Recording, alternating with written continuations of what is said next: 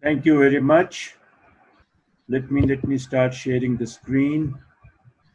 Thank you very much, Dr. Khanna, and welcome to this session. And all the greetings from Srinagar. It's cool and very nice weather here. I'm here these days, and my topic is the safe cardiac catheterization practices in the COVID area. And I think this is a very important subject these days as the number of cases in our country, especially in Delhi, Maharashtra, and some other cities, is really going up. So, first of all, what should be the priorities? I think number one priority is the safety of the team which is doing the procedures. Because a team in quarantine means inability to save many more patients. Because if the team gets into quarantine, you have to get a backup team and you have to train them. Radiological protection, which is very essential, must be combined with effective protection from the virus. And we also know that in certain situations like acute coronary syndromes and especially ST elevation MI, time to revascularization always is a priority. But patients' outcomes do not change much if 10 to 15 minutes extra time is taken to secure the workforce first because it's extremely important.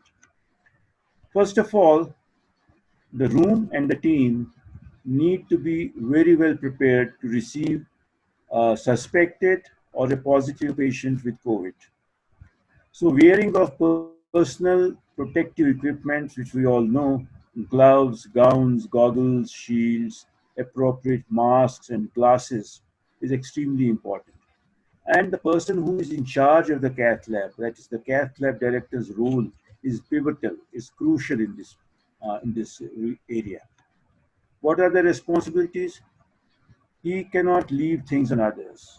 He has to obtain and inspect adequate protective equipments, especially in our country where variable qualities and variable standards are available. He needs to train the team repeatedly.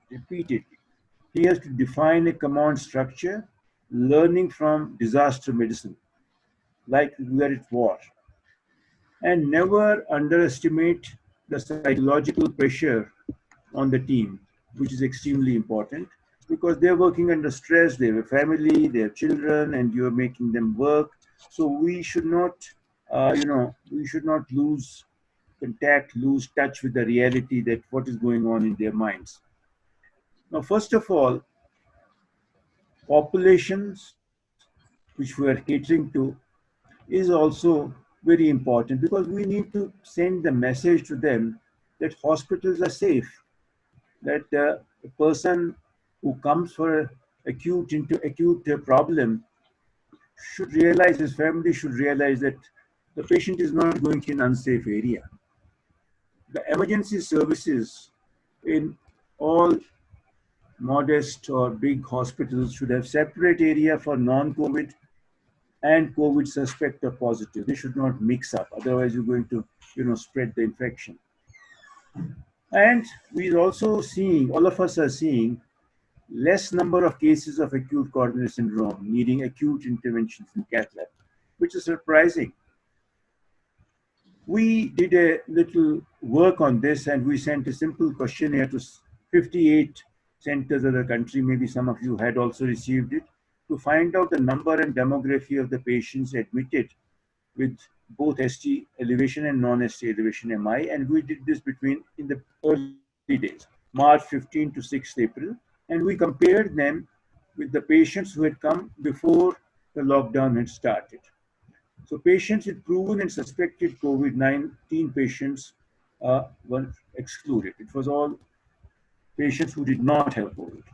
And as you can see, there's a 53% reduction in the same period in the patients of acute coronary syndrome, 50% reduction in ST elevation MI, and a 56% reduction in non-ST elevation MI, indicating that we're seeing at best half the number of load we used to see. And this varied. In some centers, no patients. In some, still, 60% coming, but in average, was 50% reduction. And this was irrespective of age, sex, history of hypertension, diabetes in both the periods. It was not different. But what happened? It defies scientific logic. How can patients suddenly have less number of events? But the problem is the patients with symptoms of MI are avoiding to come to hospitals because of the fear of getting COVID infection, media campaigns, social posts, stay at home concept, prime minister, home minister, everybody barging in, stay at home. Late presentations with MI became the rule. And the patients who started coming, trickling in, they had real complications like heart failure, late, 3 days, 4 days post MI, mechanical problems, mitral regurgitations, ventricular rupture, and that became the kind of population which came.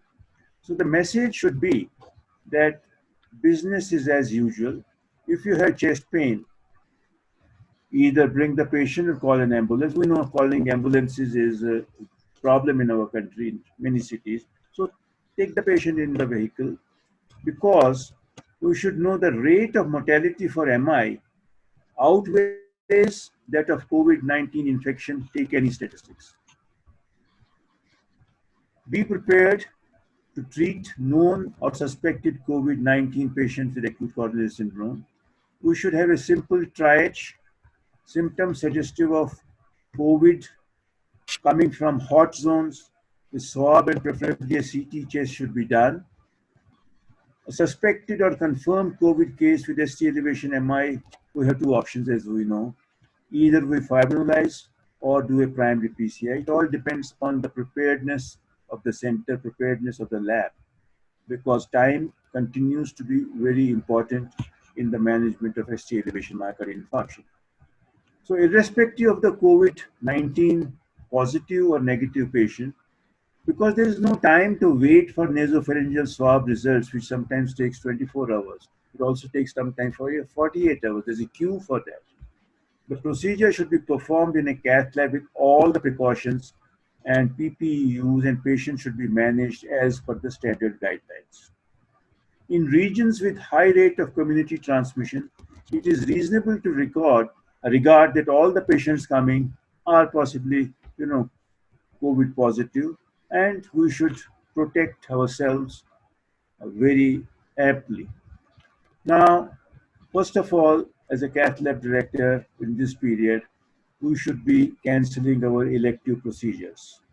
We should minimize the staff in an urgent or emergent situation. Use of negative pressure cath labs, operating rooms for urgent procedures is extremely important not to spread infection. And consider fibrinolysis disease in case PC's angioplasty is not feasible. And cardiac critical care has to be there to back you up to take the patient whom you have done an angioplasty.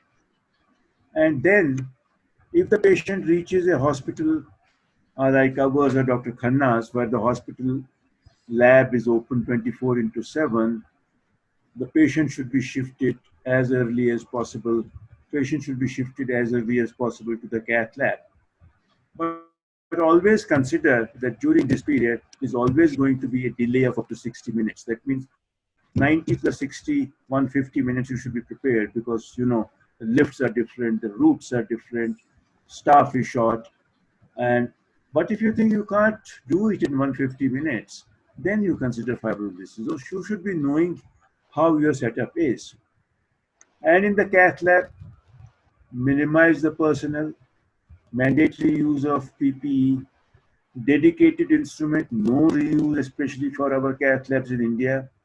And in case the patient is in respiratory distress, don't start giving, putting in BiPAPs and all that. Electively ventilate the patient, and that also by a dedicated team from critical care in order not to spread the aerosols.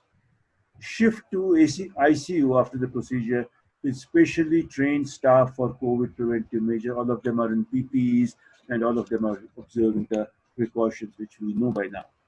Now let me show a case which was done by us. This is a patient who had chest pain on 22nd of April. He was managed at home by telephonic consultations. Diabetic, he was on oral drugs, he was given analgesics, but he continued to have class 3 symptoms. He had fever as well as angina. He came to our flu clinic on 27th and he was tested positive, so sent home. Symptoms persisted, referred for an ECG finally. And you see here the ECG, frank, ST elevation MI, the blood pressure is low, it's 80 by 60, NT-proBNP is very high, 23,000, and he has all the features of low perfusion, cold extremities, clammy extremities, mentally, obtunded. And we took him to the cath lab, and you see the angiogram. You see that the LAD is, maybe TIMI 1. Circumflex also has a tight lesion with some mild disease at the origin of the large obtuse marginal. And you see, right was normal, and this is what we started. This is the right, which has a mild disease. And we did started the angioplasty routinely, dilated this, also kept a wire in the circumflex. So that was also a critical lesion. We didn't want that during further hypotension that circumflex should occlude. So we put in a rather longish stent, sirolimus eluting stent, and you can see the flow is not very good. And we gave him, obviously he's a 3 days old MI, so you don't expect very nice flows because of distal embolism. And one more stent put in to cover the proximal area up to the ostium. And now you can see that flow is there, but not ideal.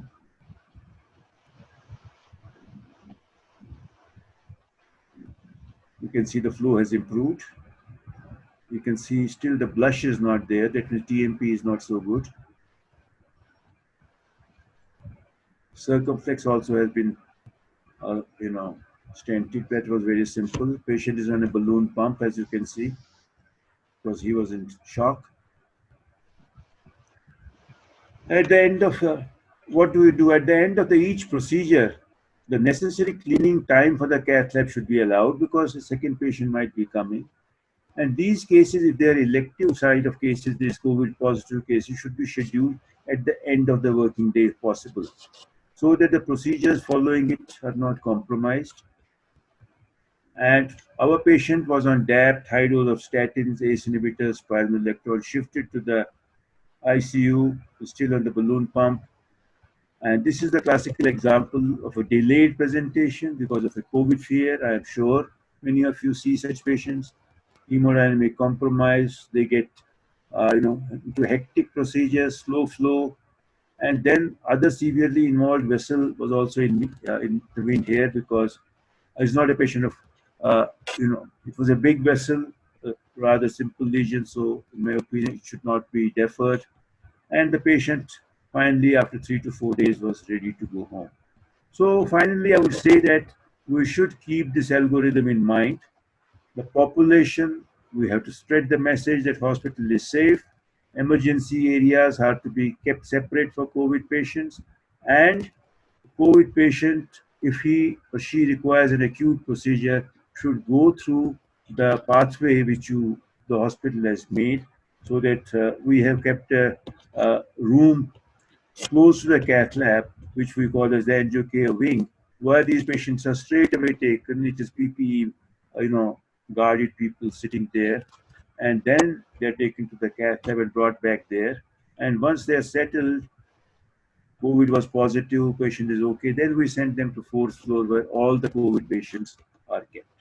So this is my message, that we need to keep our cath labs absolutely ready. Thank you very much. Thank you, Dr. Kaul.